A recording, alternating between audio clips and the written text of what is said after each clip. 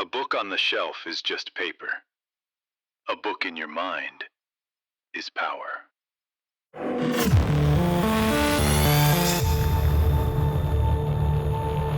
Okay, before we get into it, let's just be honest for a second. The stack of shame. You have one, right? Oh, absolutely. That pile of books on the nightstand just staring at you. Yeah. The ones that are like revolutionary, life-changing, and you bought them, you promised yourself, this is the one. And they just sit there, gathering dust. A physical monument to your own intellectual guilt. It's awful. It is. But I think it's more than just guilt. It's a systemic flaw, really, in how we deal with knowledge. How so? Well, we're always buying and starting books, Yeah. right? But our brains, our actual capacity to remember things long term, it just can't keep up. Oh, totally. That feeling of, I know I read that, but I can't remember how the argument actually worked. It's paralyzing. Paralyzing is the right word. Our memory's so weak, it's almost offensive.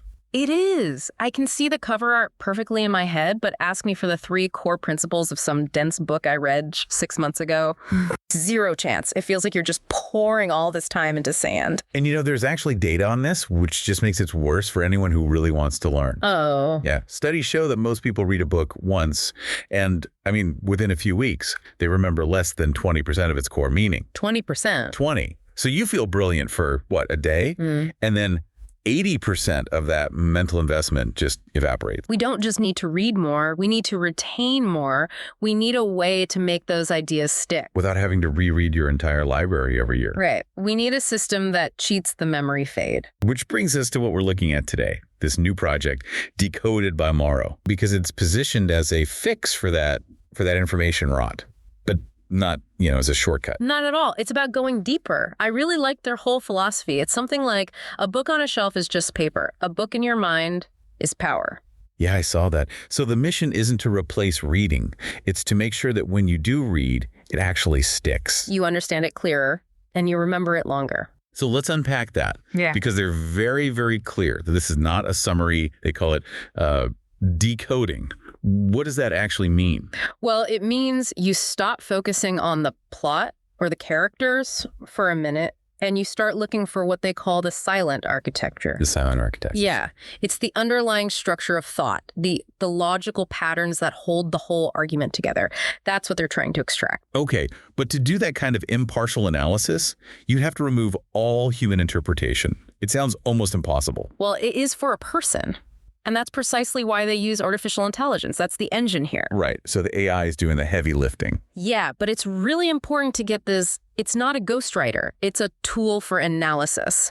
A lens. A lens. Okay, I like that. A lens that isolates the core logic and removes what they call the narrative noise. Yes, exactly. So the narrative noise is, the stylistic flourishes, the personal stories, the emotional parts that make a book engaging. But which can also kind of obscure the central argument. Precisely. The AI strips that away to give you this distilled, impartial synthesis of the ideas themselves, a logical blueprint. So who is this for? I mean, why should someone listening right now care about this?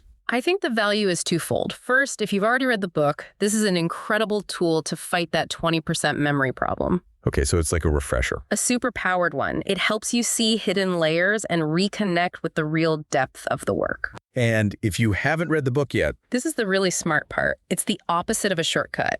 It gives you such a clear map of the core ideas that it often makes you want to read the original. Because now you know exactly why it's worth your time. You know what you're getting into. You do. And I think that's the real goal here, to restore a bit of respect for depth reading, to make these huge ideas more accessible. So it's about making sure the knowledge that shaped philosophy or science or finance becomes something you can actually use. Yeah.